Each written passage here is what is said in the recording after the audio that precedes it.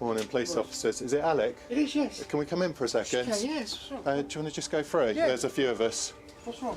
Just go in the living room and we'll explain. Yeah. Do you want to just take a seat for a second? Of course. Hello, Alec. Hello there. I work for the Major Crime Unit, which is based at Hertfordshire Police. Yes. I've come to arrest you, okay? I'll explain everything that's going to happen, all right? You are being arrested right now on suspicion of, there's 3 incidences. The first is on the 7th of April 2002 that you indecently assaulted and kidnapped in Harpenden. Then on the 19th, listen carefully and we'll explain everything. Yeah. The 19th of June 2002 that you indecently assaulted and kidnapped in Harpenden. And that on the 17th of March 2004 you kidnapped in Harpenden again, Georgia. All right? You're under arrest for those. You do not have to say anything, but it may harm your defence if you do not mention when questioned something which you later rely on in court, and anything you do say may be given in evidence, okay?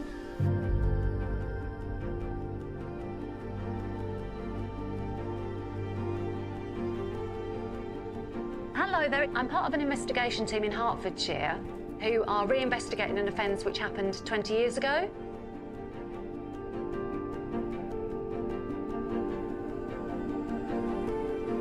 And I think she gets dragged sort of over there, into the woods that side. Yeah.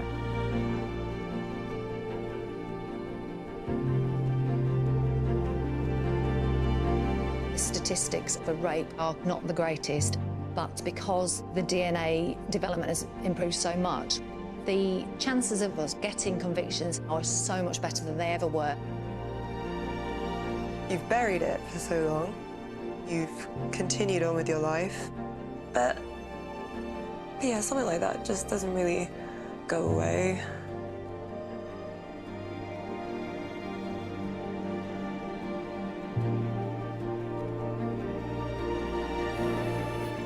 Using our modern day techniques, we can now reassess these cases.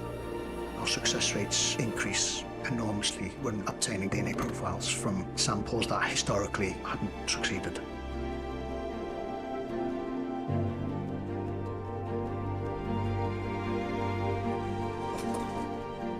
I'm going to be arresting you, okay, on suspicion of rape. So you don't have to say anything. If you let me explain, I'll explain to you. Obviously, we've recovered DNA matter. Like, understand DNA? No comment. It's a message to anybody who knows what they've done that we will get them and we will catch them. We don't just stop because we can't find a lead. We will carry on. Every contact leaves a trace.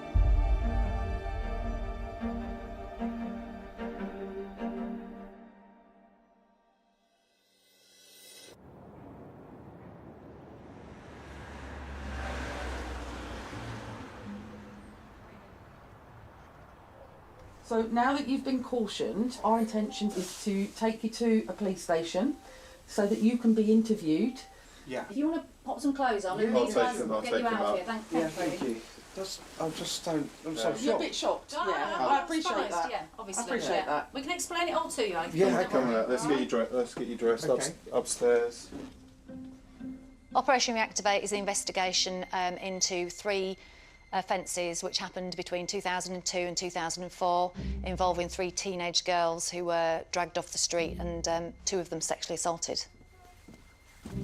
We have full DNA profiles for the 2 offences in 2002, but no DNA profile for the 2004 offence. Leave your phone. Yeah, I need to go to the toilet. Is that all right? Let's get you dressed first. Are you absolutely desperate, are you? Well, I need to go properly. Okay, we'll have to stay with you, Yeah, that's okay. unfortunately. Yes, I understand. The breakthrough moment for the investigation team came when we received some intelligence to say that Alec Housden was potentially the offender in our case. Just make sure he's got nothing on him. Do you want to come round this way? Right, I'm just going to go round the waistband, okay? Sorry. We know that he's not on the DNA database, but when we looked at him and where he lived, proximity to the scene, what he looked like, it was quite clear that that was certainly someone that we needed to go and speak to. we'll get his DNA turned round today. So, because we've got a full profile on both girls. So we'll get that turned round probably by about 10 o'clock tonight, and then we'll know 100%. Wow. It's him. Fantastic. So yeah. I've just found an iPad. Just leave it to one side. Yep.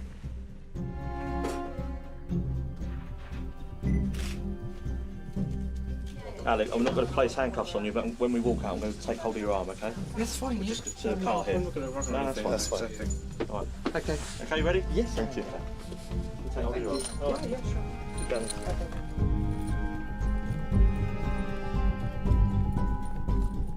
So we're looking for anything 2002. So devices, 2002 to 2004, paperwork, to do mainly with his employment or vehicles. He's clearly got kids and grandkids, and is just recently married by the looks of things. So, yeah, on the face of it, a family man. On the face of it, anyway. There's family pictures, cards, like lots of family stuff everywhere. I think people a lot of the time live double lives, don't they? Clearly it was a long time ago, so potentially that's not something he does anymore, but that's in a way irrelevant because he's done it. Or we think he's done it. Whoever's done it has done it.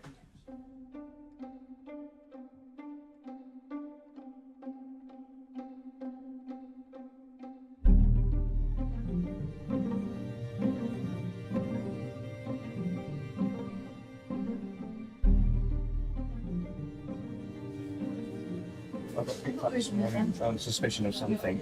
But anyway, the main thing, darling, everything's okay. I just wanted to give you my work's number because obviously I'm not going to be able to go down. So can you just tell them that I'm ill? No, it's 7 o'clock this morning that I've come to help with their inquiries. I can't say, darling, because the sergeant said I could ring, but not to say what it was about. So I have to, abide by those rules. There's nothing to worry about. Well, the sergeant said that they'll make sure that they won't leave me here. They'll make sure I get home all right. He's cool as a cucumber, and that could be an indication of both things. Either he's good at it, or he's not done it.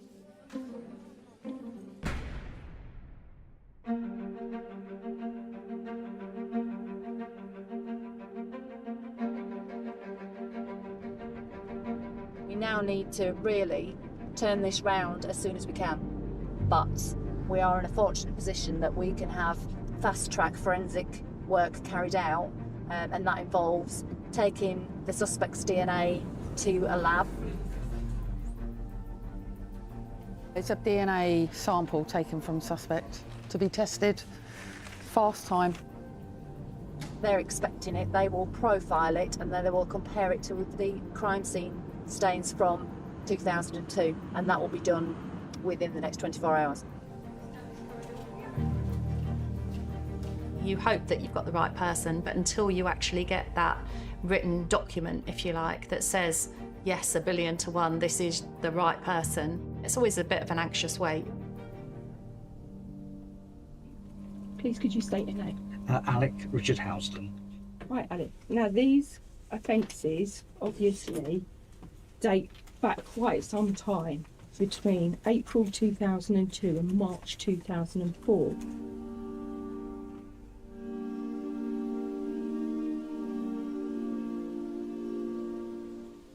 So the first one happened on the 7th of April 2002 at approximately 5:30 in the evening. So she says that she approached the bridge and I've seen a silver car which I believe to be a Vauxhall Astra. Okay. Have you ever owned a silver Astra? No comment. And this male grabbed me from behind with his right hand. He put his hand over my mouth. He just said, "Don't scream and I won't hurt you." I said, "Are you going to rape me? Are you going to hurt me?" He said, "No, I'm not going to rape you. I just want to touch you and you to touch me." He then started kissing me on my mouth. I kept my mouth closed, kept trying to put his tongue in my mouth. He has pulled the top up to reveal my bra, which too has been being pushed above my breast. He started kissing my right breast and began to fondle my left breast.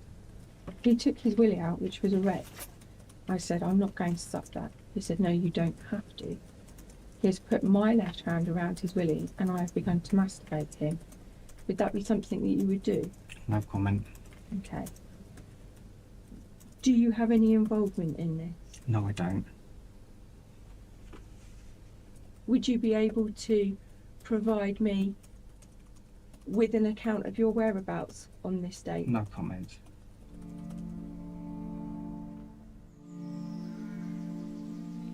And this was what happened on Wednesday the 19th of June 2002. And you remember where you were on that date? And no comment. So she's been placed in the car and she's been driven up Higgott's Hill, back near the sewage works. Coincidental with the first offence. He then got out of the car and came round the car and got me out, and that's when I started hysterically crying all the way down. But I started even more hysterically crying and I couldn't breathe, like properly. He had his hand around my mouth and he was like behind me. Would it be possible to stop for a second? I feel a bit sick. I think it's just what you think you're saying is not very nice. No. Could I stop for a second? Just 5-minute break or please. something. Okay. Is that possible? We'll just pop you outside into an adjacent room. I'll Thank just you. pause. I'll pause the interview. 15. It's very graphic and it's upsetting. Okay.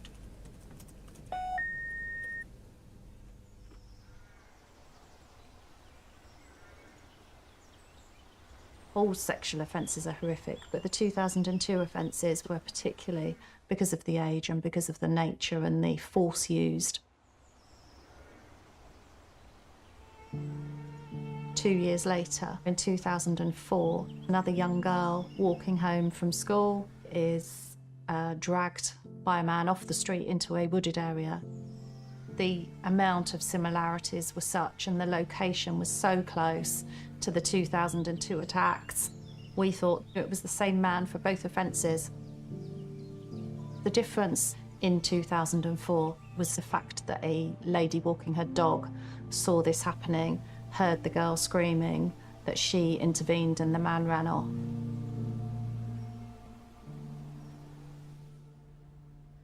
Georgia, tell me about what's actually happened. Well, I was coming back from the netball match. I was steering. And then there was this man standing by his car with his boot open.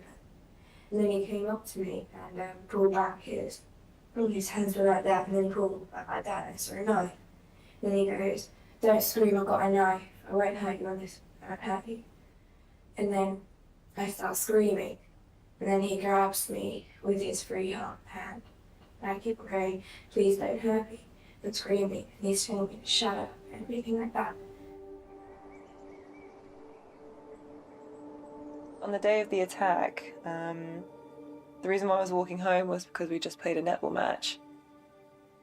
This one's me getting in the way. Terrible shot from whoever this was.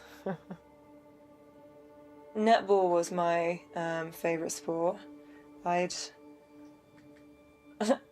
managed to get into the A team, and that was a very big achievement. Gosh, so young.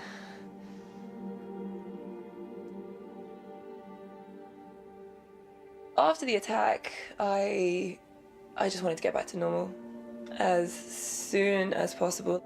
You know, the first few weeks was really hard. There was one time where, for whatever reason, my friends didn't wait for me, so I had to walk that bit on my own. And that was the only time I really allowed myself to break down. And then I think it was almost like well, you can't keep doing this. Just get on with it, and that's, you know, I guess where I'm at now with being quite emotional about it, that I'm maybe looking back and seeing the impacts it has had and not really noticing at the time or thinking about it at the time that it had that effect. But yeah, something like that just doesn't really go away.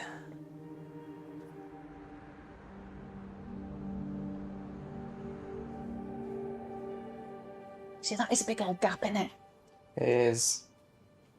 But I didn't particularly notice it when he's speaking. No, you're right. When he speaks, you don't notice it. No. And he was speaking to them all His the time. top lip covers Yeah. some of it anyway, doesn't it? Yeah. There are some dissimilarities from him today to the girl's description back in 2002, which were, I mean, he has got quite a distinctive gap between his front teeth, which, looking at old photographs of him, he's always had. And that's not mentioned by any of the girls. Although one of them does mention him having odd teeth, but not to the point where they've mentioned a gap in his teeth. She says his eyes were really weird. That's the only part that seemed like I can remember. But yeah, nothing about his teeth. We are at the moment hanging on to that DNA. If it's not his DNA, then we continue with our investigation and we find out whose DNA it is.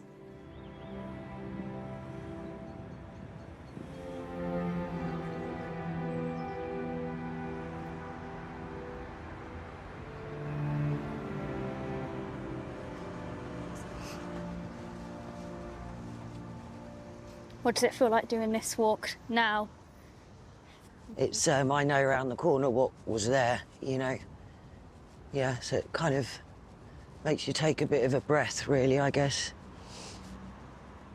I don't really like town at night now. It's not really the same for me. No. This where these big black gates are, right across the road, that are closed. This is what used to be the Coliseum nightclub. It's actually barred up now. I'm not sure if it's anything anymore.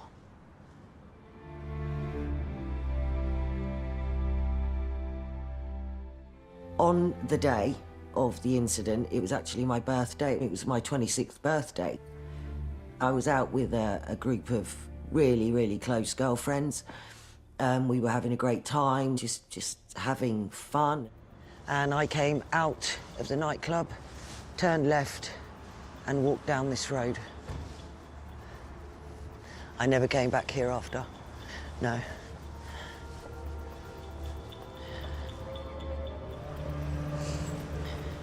I was walking up here past where the trees are, and then there was one car there with its window open, and the man inside saying, "Where are we going? Where am I going?" So I got in the taxi. And a walk from town to where you live is about a 5-minute walk from town? Yeah. Just straight down? Yeah, yeah.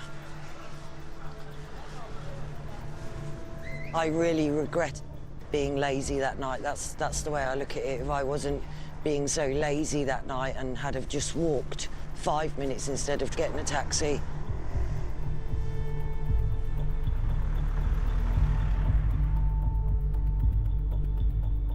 And it wasn't until we were supposed to go straight, and we didn't go straight, he did a left, that I realised, hold on a minute, something's not right.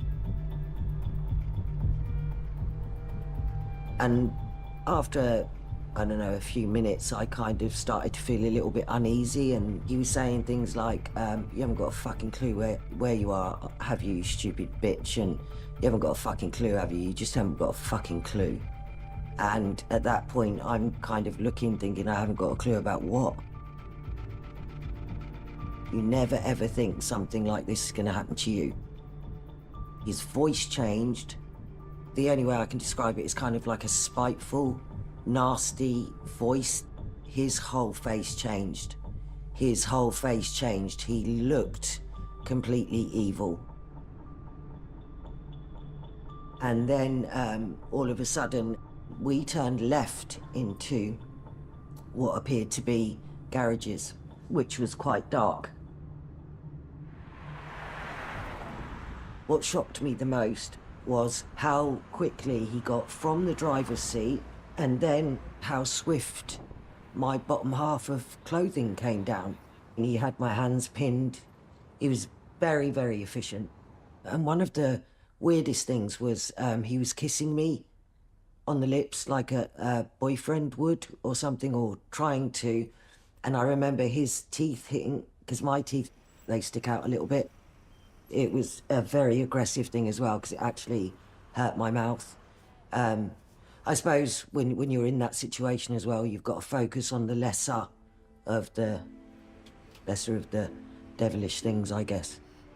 you just go into survival mode. And I thought, best thing to do here is just to let him do whatever he wants to do to survive to get back to my son.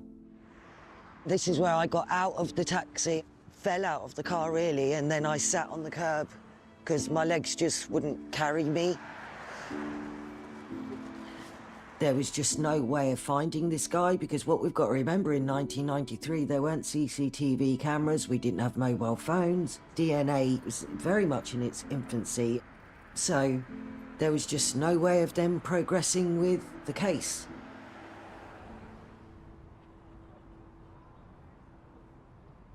So this is the original case file. What we did is we located as much of the paperwork that we could. It's not that, I mean, you'll see, it's not that we have a huge amount of paperwork, but what we do have, we have the original e-fit of the suspect that Karen produced at the time with the help of like a police artist. Then there's a description of the suspect, which says Asian male, slim build, 19 to 21 years, 5'8" to 5'10", greasy, oily black hair, long, thin nose. You know, she had that side profile of him in the car for such a long time, and she was saying he had what she would describe as a Roman nose, his front teeth were very prominent. Those features are things that don't change. So it was really nice to have that as well. My favourite part of being a police officer is definitely the cold cases I've worked on, re-engaging with victims of crimes where people have perhaps thought that nothing was ever going to happen for them. But with the absence of DNA evidence, your investigation is very unlikely to progress the case any further.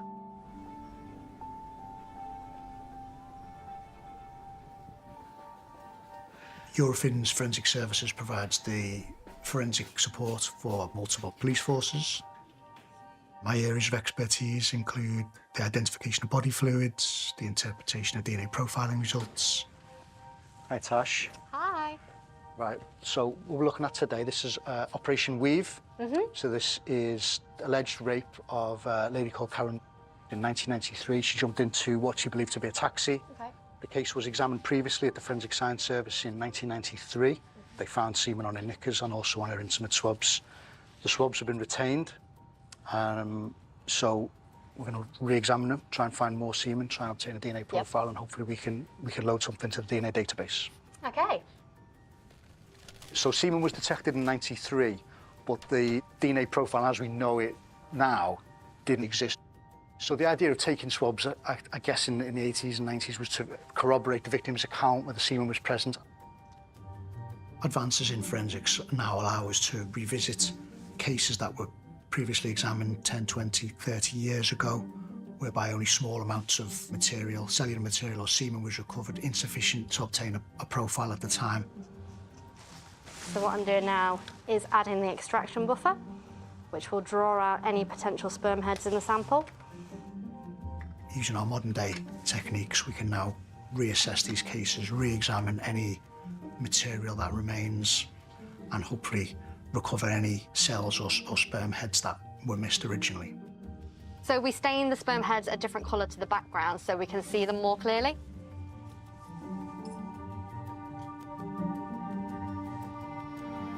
How are we looking, Tash? I can confirm that are sperm heads present. That's great news, that is. I'm on about 13 or 14 at the minute. Should we get this sample prepped and sent for DNA profiling? Yep, let's do it.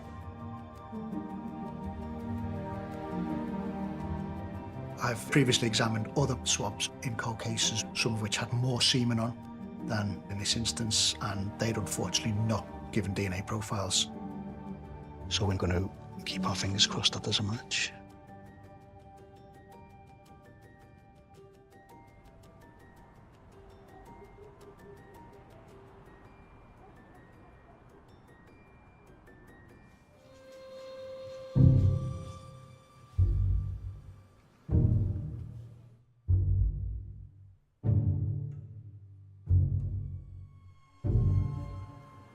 Have you read it? I've read it enough. Let me check I understand it though. Amazing. Yes. They hit him. You're kidding me. No. What does it say? It's really short. It just says a complete DNA profile obtained from this sample. This profile matches Alec Howson's reference DNA profile. It's estimated this finding would be at least 1 billion times more likely that it originated from him than any unrelated. Insane.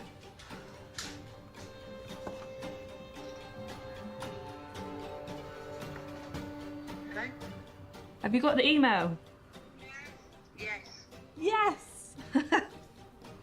1 in a billion. What a little shit. That's amazing. That's brilliant news, isn't it? That's insane. Yeah. Brilliant. That's going to be an interesting interview. See you in a minute. Bye, bye, bye, bye, bye. 20 years that little fucking got away with it. Yeah, 20 fucking years. God, imagine being one of those victims, finding that out. Well, they were buzzing enough when they heard we'd arrested someone.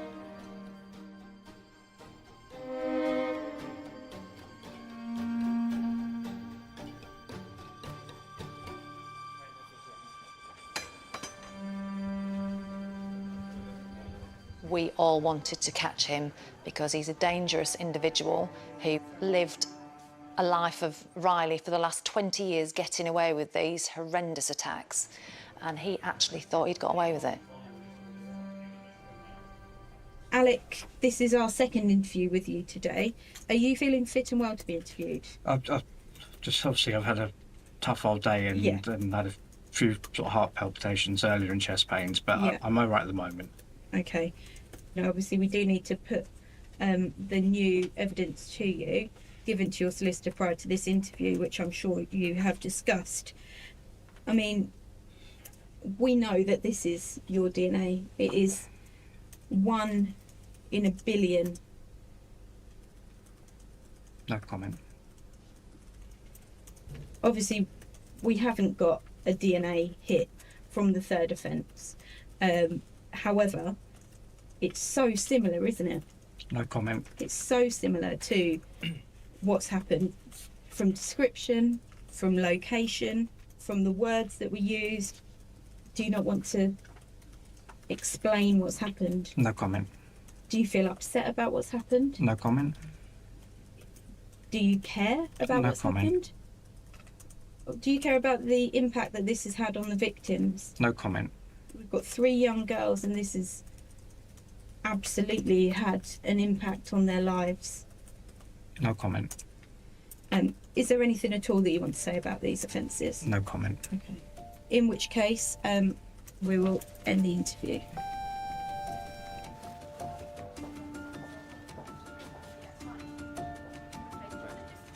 Whoa! Amazing!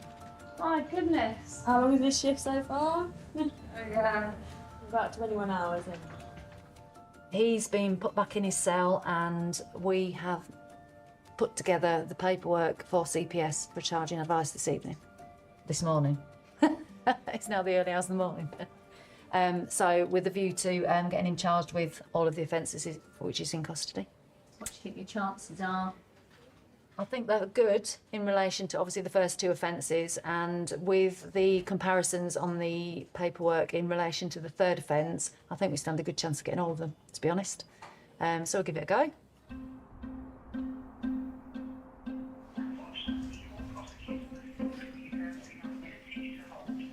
Hello.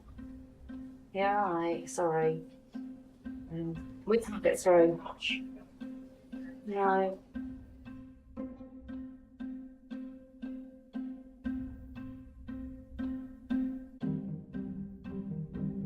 You're always sat there with your computer on and waiting by your phone. You don't want to hurry people, but you're also under time pressures yourself.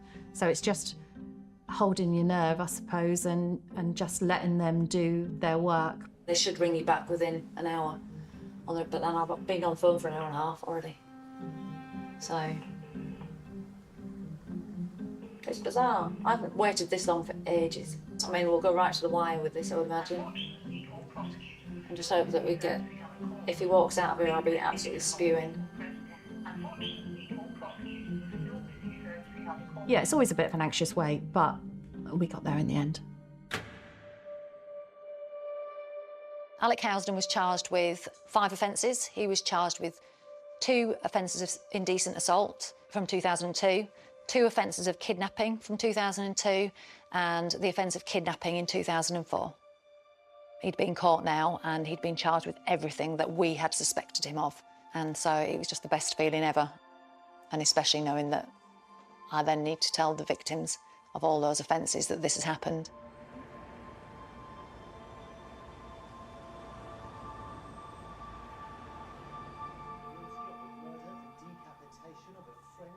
When the incident first occurred, my agoraphobia was absolutely chronic. I mean, not even being able to get out of your own front door. It was complete paranoia as well, I think, a lot of the time. I still have days where I'm battling mentally with everything, and you just need to lay there, be quiet, be by yourself. Because for some people, just to put their feet out of bed and go and brush their teeth in the morning is an amazing success. They don't realise how much strength that's taken.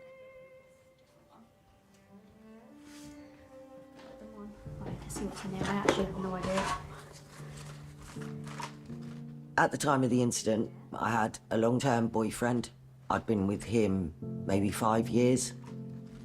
2 weeks after the incident, I found out that I was pregnant, and I was completely unaware whether it was the man who kidnapped and raped me or my boyfriend. It was a battle every single minute of every single day, I would say, for the 9 months, not to break. I didn't know whether the child was going to come out mixed race, Asian or not. So I've never been so pleased to see a pair of blue eyes and blonde hair in my life. And you were healthy and you had bright eyes and you were perfect, so that's good. It's me as a baby at the christening. Is it? Mm-hmm. That one. That's Erin's christening. You put on a smile for the camera, don't you? So where are you there, Karen? In the red. Yeah, what do you see? Somebody who's very sad underneath. Somebody that's very good at putting a mask on. Around that period was probably the worst time to be taking photos of me, so.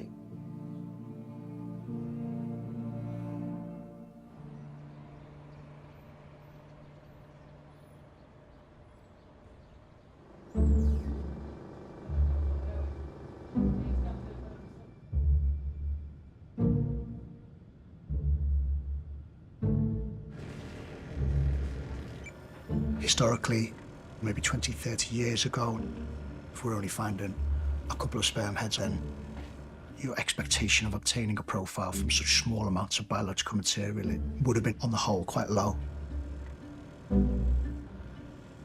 Thankfully, with modern-day extraction, the recovery of biological materials is far greater. And in this case, a full DNA profile was obtained, which was loaded onto the National DNA Database. A single match was obtained against Sahid Majid.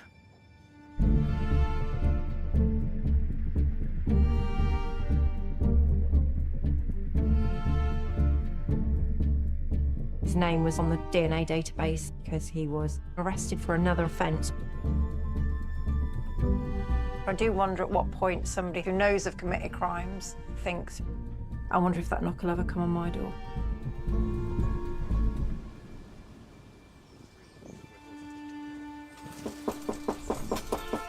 maybe he's been waiting for it. We've been asked to come out to, well, basically, I'll let this officer explain what we're here for. Right, okay. And then we'll get it sorted out as quickly as we can. Sure. Okay, right, so, Cody, at the moment, I'm going to be arresting you, okay, on suspicion of rape. So you don't have to say it again. If you let me explain, I'll explain it to you. Read that. So, yeah, this occurred on Sunday the 14th of November in 1993 in a garage on Hitchin Road, Luton. There certainly didn't seem any anger. I'm sure if I was being arrested for something I hadn't done, I'd like to think I'd be showing a little bit more emotion. What I'll do, I'm going to phone my missus. You can do, but you don't discuss what you've been arrested for. Yeah, sure. Displaying a higher level of protest of innocence, where there was none of that, which I found quite remarkable, really.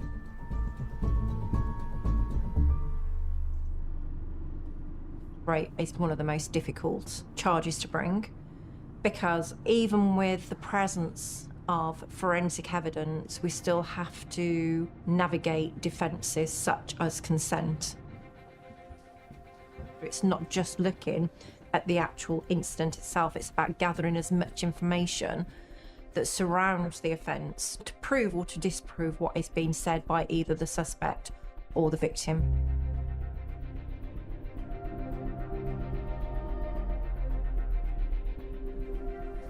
What they hold brilliantly is still the original application that he filled in when he applied to become a taxi driver. And the knowledge check actually says that he was never a taxi driver prior to this application to become a taxi driver in 2000. At the time of the offence, it transpired that he actually worked at Vauxhall Motors, I think almost on a production line. Now we know that he wasn't a taxi driver. For me, that says you knew exactly what you were doing. You acted like a predator, where you could find and isolate a victim, lure them into your car, and then take them away and rape them. So he formed the intent to commit that rape before he sat there. He didn't just sit there to give somebody a lift home. That wasn't his intent.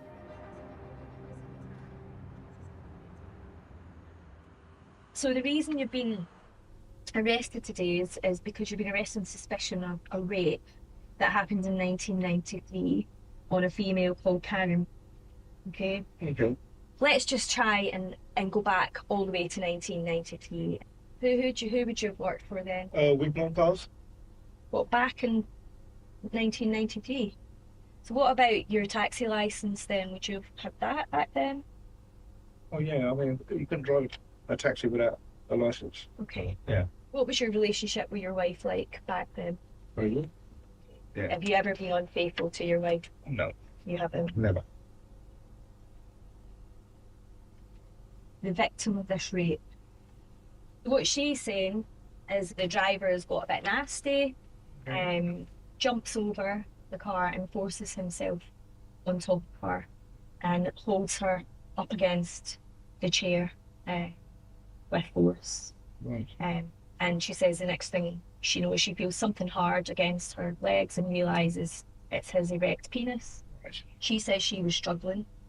She was trying to stop you putting the penis inside her. But you use your right hand to push your penis into her vagina, and she describes you fondling her breasts. Right. So I've got to be an octopus then. So you're telling me that I'm holding both her hands? That's what you're telling me, right? Yeah. At one point. Oh, so at one point, so I'm holding both her arms. Yeah. And then you're saying that on the other hand. On a separate occasion during that incident. Right. Okay. This is her account. That's her account. Okay. And he ejaculates inside her. Right. And we believe that person is you. It's not me. She's done an evil fit of the person that she thinks has committed the offence, and this is the original document. Okay. So I just want to show you that. Right. Okay. Yeah. Doesn't look anything like me. In 1993. Well, it still would never. I would never look like that. Well, my hair will be totally long. Yeah. Or totally short. It would never be like that. Well, it has to get to a certain length to get long, doesn't it? No, you don't understand. My hair was either long or short. But how did it get long from being short?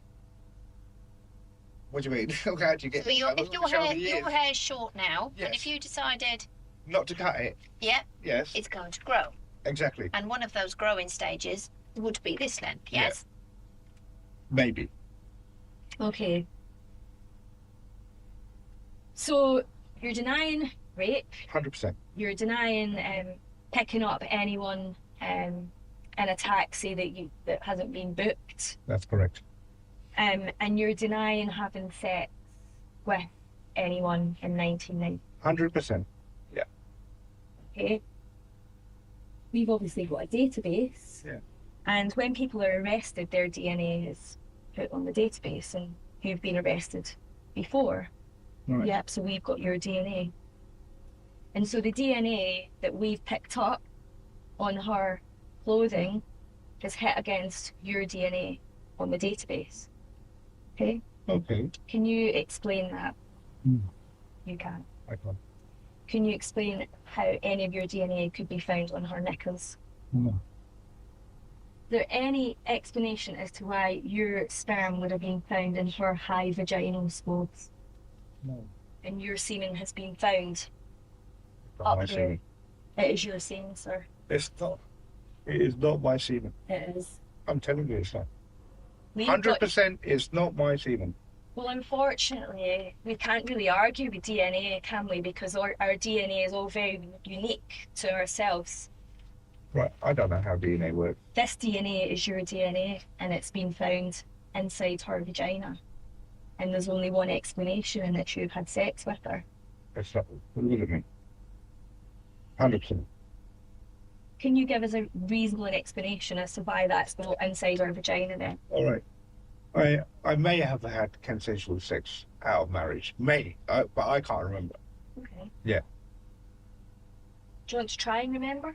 We haven't. Of course, yeah. Yeah, no problem.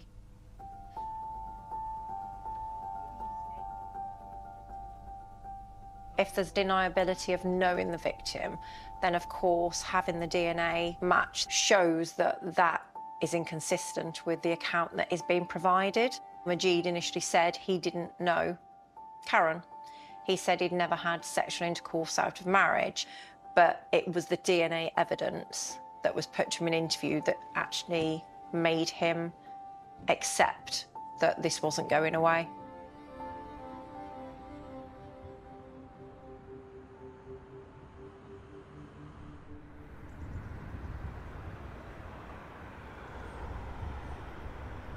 A man has pleaded guilty to kidnapping and indecently assaulting 2 teenage girls in Harpenden 20 years ago. 59-year-old Alec Housden originally denied the attacks, but changed his plea at St Albans Crown Court today. Mr Housden has entered guilty pleas in relation to 4 offences which cover the first 2 victims, so the 7th of April 2002 and the 19th of June 2002. He's entered a not guilty plea to the 2004 offence, so Georgia's offence. There's mixed emotions really, because you're really pleased, or I'm really pleased, for the victims that he has pleaded guilty for. But we've still got another victim who is waiting for their day in court. So we've still got a lot of work to do. It's hard to know what some of these things are. Oh, so that's the original incident report, the 2004 one. In my opinion, Alec Housden is responsible for all 3 attacks. Just everything about George's offence is too similar for it to be anybody else, but obviously we have to prove that. That's Harpenden CCTV. Oh, okay. Well, we might need that. The other end. The focus of the investigation now, following the guilty pleas, is doing everything we can to link him to Georgia and her case from 2004. Because I know she says about a knife, doesn't she, as Yeah, well? she draws one, look. That's the exhibit that she's drawn in the interview.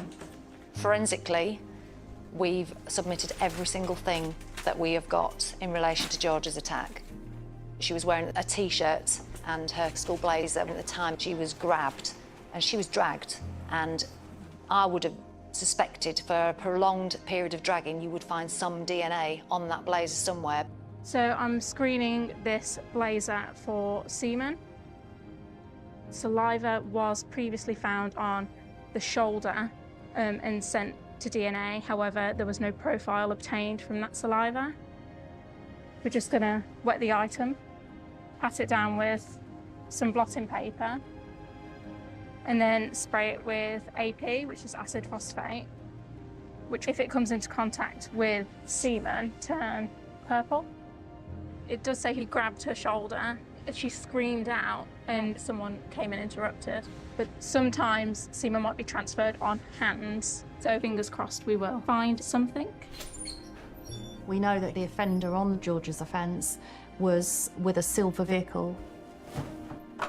We also know Alec Housden was in possession of the silver vehicle at the time of the very first offence. So now we can go back through ANPR cameras, CCTV, and just see whether we can actually link it all together. If we manage to find a silver car that we could attribute to our offender, that puts him in the location on the date and at the time of the offence. That just adds to our case really when it comes to trial. It would be the best result for everybody to get that small nugget to definitively link Alec Housden. But unless we get that DNA from George's attack, it's not that straightforward. So we're negative. There's no indication that semen is present. Nothing has reacted to the acid phosphate.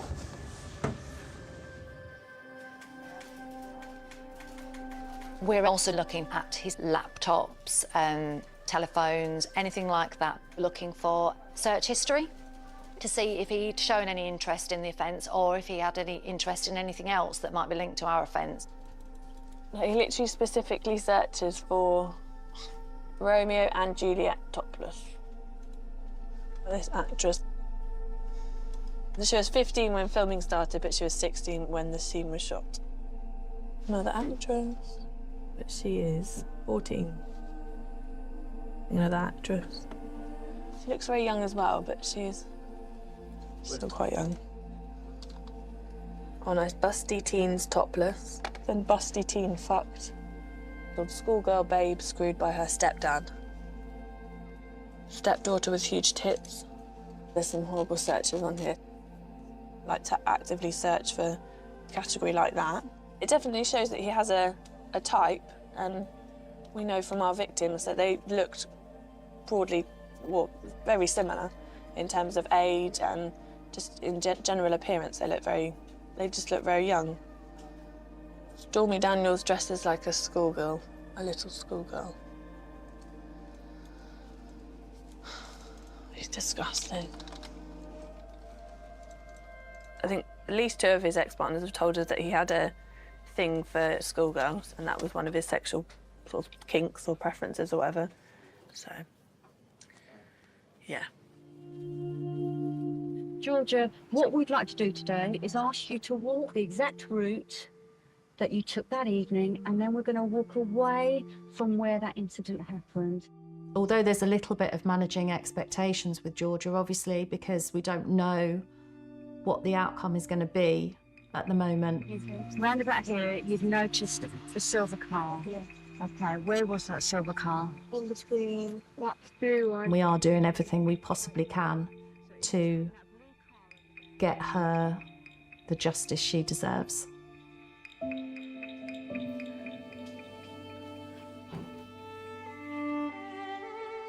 The police say that it might not go to trial, and you know, you're aware of that, Georgia. You're aware of that. Like, I'm, you know, just wanting to, you know, it's managing expectations. You've buried it for so long. You've continued on with your life, and then all of a sudden, to be given the opportunity to get what you really want, which is him, to then be told, no, it might not happen. It's really hard. The best outcome for me would, of course, be for there to be that forensic link to him, because that means longer in prison. Just to keep him in there, just to keep him away. Because the damage he's done to enough people, he does not deserve to be having a normal life. A man accused of a kidnap in Harpenden 19 years ago is standing trial at St Albans Crown Court today. Alec Housden, who's now aged 59, denies carrying out the offence in March 2004.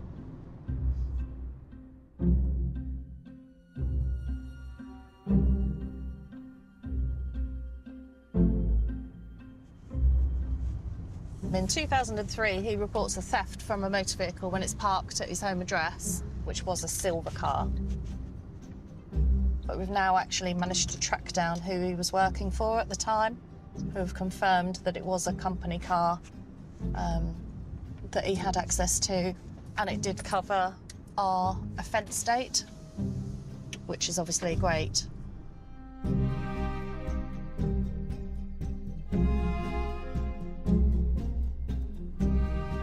If we want to use evidence of people's previous convictions because they're similar to the case that they're on trial for, we have to make a bad character application, and it's down to the judge to decide whether to allow that material to go before the jury.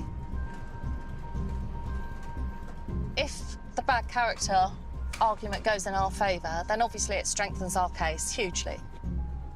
So it may be that at that stage, he feels that because our case is that much stronger, he may want to plead guilty. All to play for today, yeah. So we'll just have to wait and see.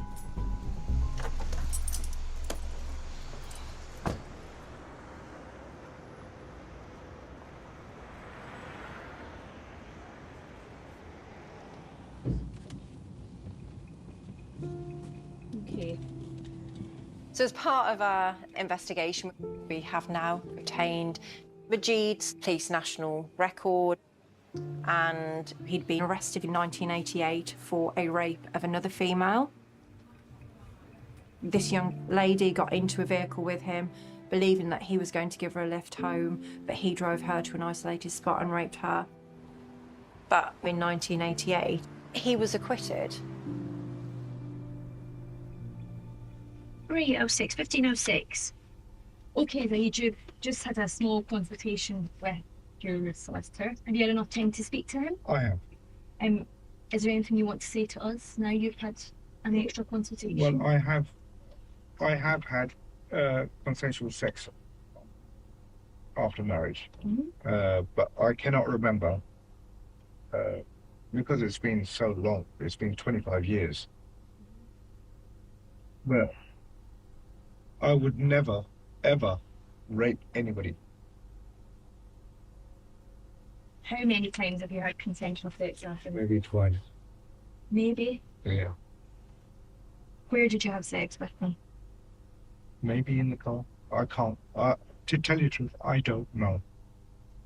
I mean, it's a long time ago. I mean, I can't even remember what I had for breakfast last week. Yeah?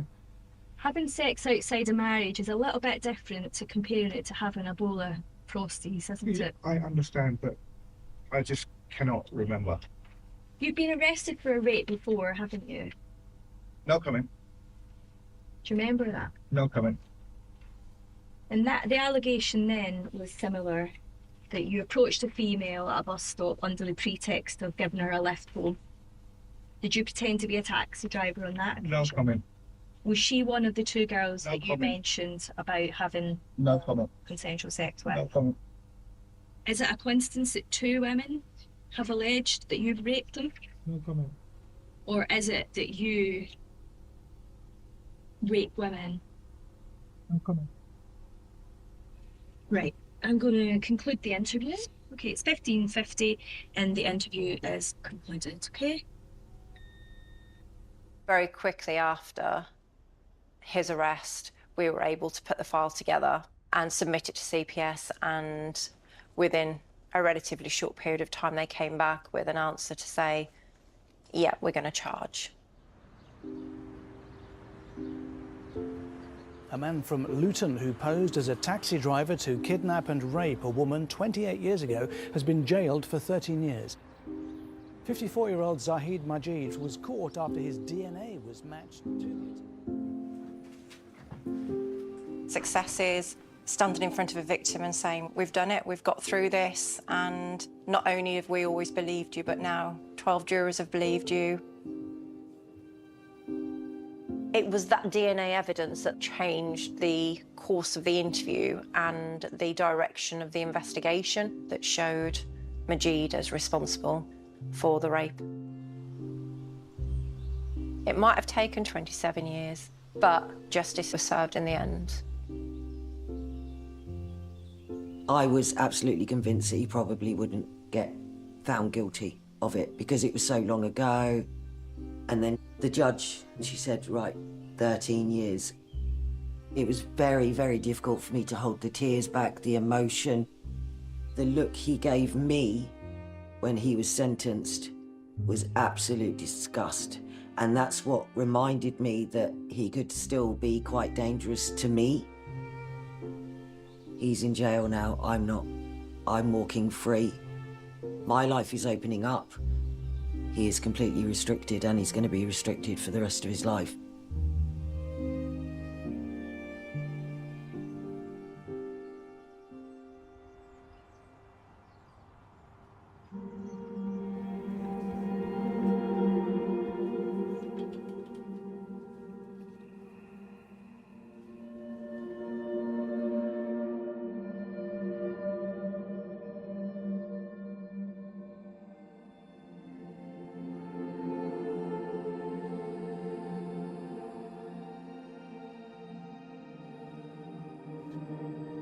I'm disappointed. My personal view is that we haven't got the wrong person for that offence. But when the judge ruled that we couldn't use the bad character evidence, our case wouldn't have made any sense as to how we identified or got to Mr. Housden. That's sometimes just the way the law works. I'm obviously disappointed for the third victim. I think the biggest thing to remember is that actually for two of those victims that were horrendously sexually assaulted and grabbed off the street by a stranger, we have now got some justice, 20 years on. So hopefully that will save them sort of looking over their shoulder and thinking, that man could grab me again at any time because he's going to be safely in prison. It's just a shame we couldn't get all three.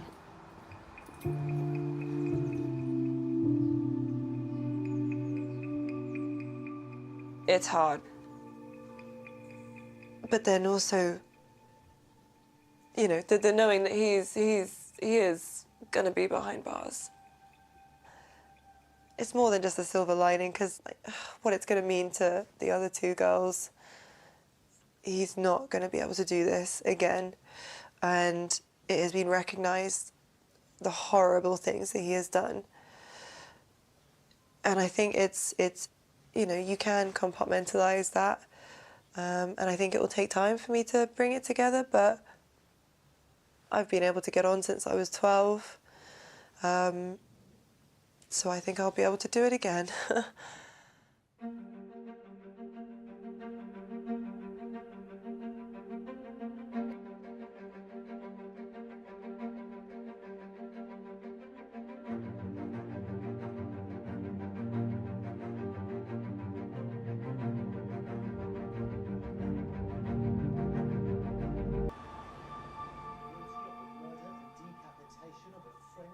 When the incident first occurred, my agoraphobia was absolutely chronic. I mean, not even being able to get out of your own front door. It was complete paranoia as well.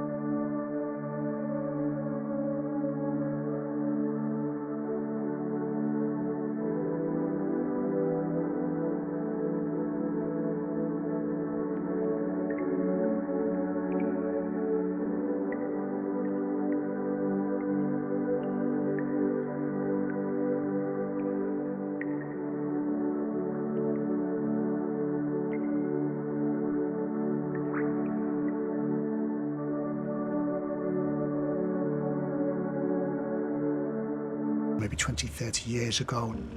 If we're only finding a couple of sperm heads, then your expectation of obtaining a profile from such small amounts of biological material, it would have been, on the whole, quite low. Thankfully, with modern-day extraction, the recovery of biological materials is far greater. And in this case, a full DNA profile was obtained, which was loaded onto the National DNA Database. A single match was obtained against Zahid Majid.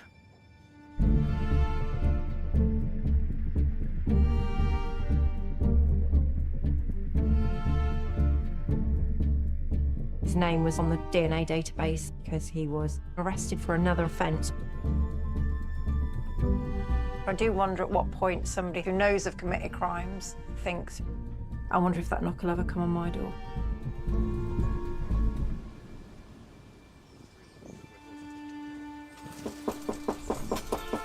Maybe he's been waiting for it. We've been asked to come out to, well, basically, I'll let this officer explain what we're here for. Right, okay. And then we'll get it sorted out as quickly as we can. Sure. Okay? Okay, right, so, Cody, at the moment, I'm going to be arresting you, okay, on suspicion of rape. So you don't have to say it again. If you let me explain, I'll explain it to you. Read that. So, yeah, this occurred on Sunday the 14th of November in 1993 in a garage on Hitchin Road, Luton. There certainly didn't seem any anger. I'm sure if I was being arrested for something I hadn't done, I'd like to think I'd be showing a little bit more emotion. What I'll do, I'm going to phone my missus. You can do, but you don't discuss what you've been arrested for. Yeah, sure. Displaying a higher level of protest of innocence, where there was none of that, which I found quite remarkable, really.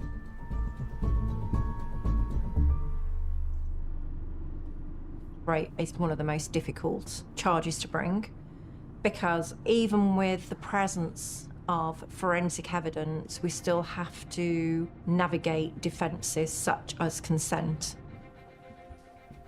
It's not just looking at the actual incident itself, it's about gathering as much information that surrounds the offence to prove or to disprove what is being said by either the suspect or the victim.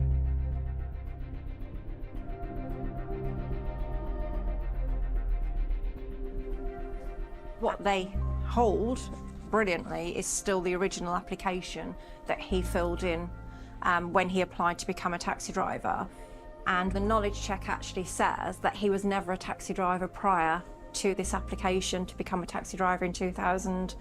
At the time of the offence, it transpired that he actually worked at Vauxhall Motors, I think almost on a production line. Now we know that he wasn't a taxi driver. For me, that says you knew exactly what you were doing. You acted like a predator, where you could find and isolate a victim, lure them into your car, and then take them away and rape them. So he formed the intent to commit that rape before he sat there. He didn't just sit there to give somebody a lift home. That wasn't his intent.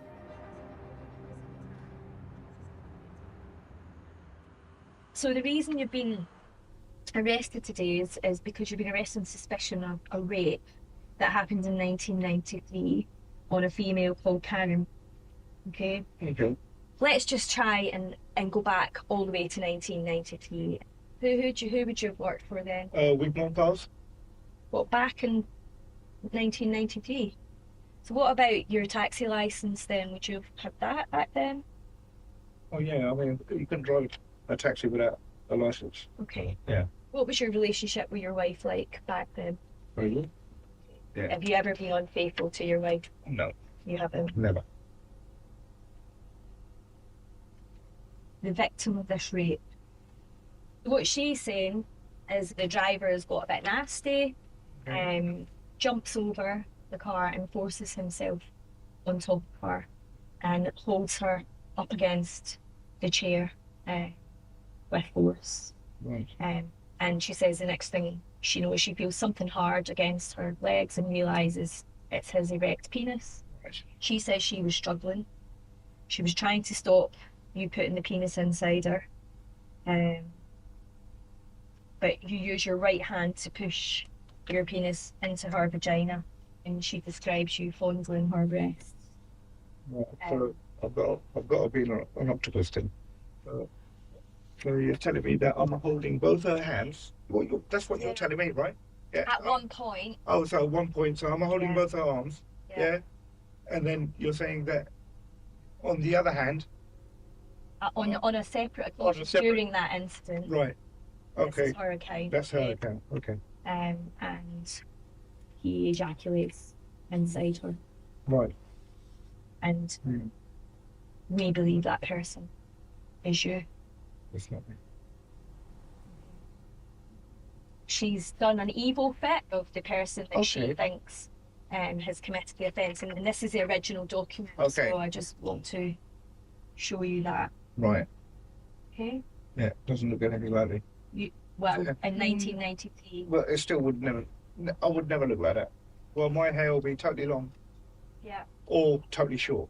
It would never be like that.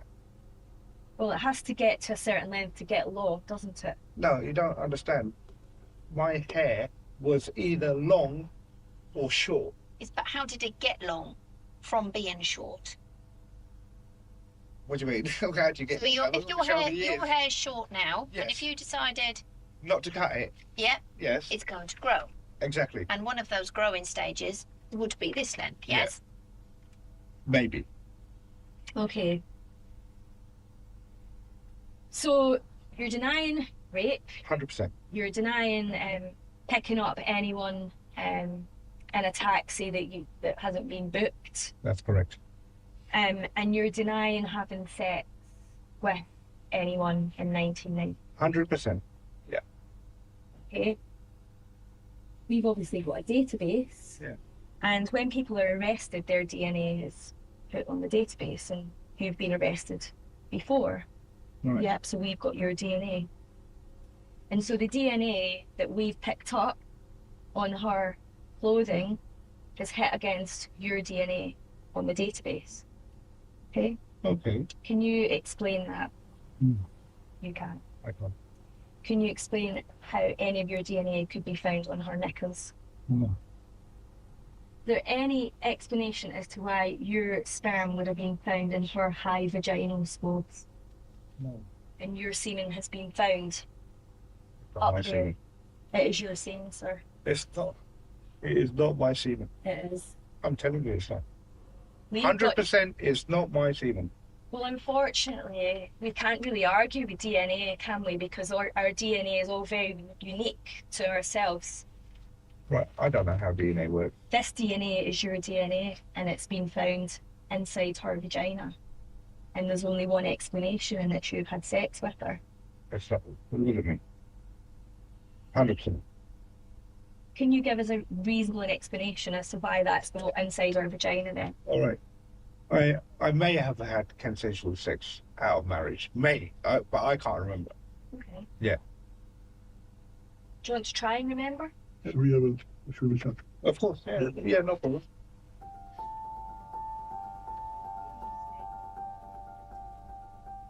If there's deniability of knowing the victim, then of course having the DNA match shows that that is inconsistent with the account that is being provided. Majid initially said he didn't know Karen. He said he'd never had sexual intercourse out of marriage, but it was the DNA evidence that was put to him in an interview that actually made him accept that this wasn't going away.